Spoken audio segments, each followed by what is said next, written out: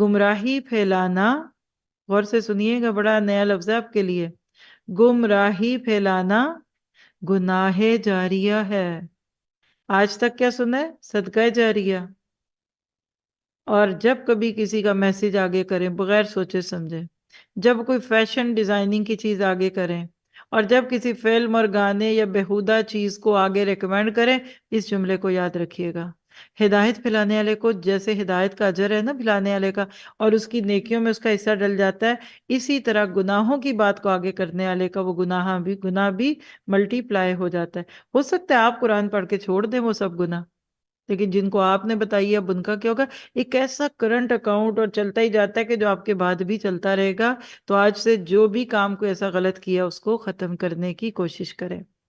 الہکم الہ واحد. مجھے کسی کی بات یاد آ گئی کہ وہ مطلب کوئی اپنا سنا رہی تھی کہ انہوں نے پہلے حجاب نہیں کیا ہوا تھا، تو ظاہر ہے کئی جگہوں پہ وہ ہوتی تھی، پھر جب انہوں نے حجاب کیا تو وہ کوئی سوشل ورکنگ ٹائپ کی سسٹر تھی. تو اب ان کی ویڈیوز اور ان کی تصویریں کئی جگہ تھی، تو وہ کہتی ہیں کہ پھر میں نے ہر پلیٹ فارم پہ لکھا کہ پلیز ڈیلیٹ مائی ویڈیوز، کیونکہ نو آئی ایم حجابی. اور جب انشاءاللہ حجاب سے نقاب کے مرحلے پہ جائیں گی تو وہ حجاب والوں کو بھی کہہ دیں گی کہ اب یہ بھی اتار دیں. تو انسان کو ہمیشہ ہر دن ایک اچھی پہلی چیز سے بہتر حالات میں جانا چاہیے.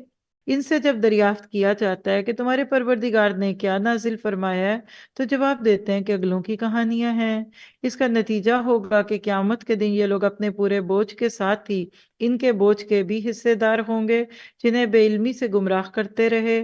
دیکھو تو کیسا برا بوجھ اٹھا رہے ہیں. اللہ ہمیں اپنے بھی گناہوں کے بوجھ سے اور ہماری وجہ سے جو دوسرے برائی میں گئے اس سے بھی بچا دے.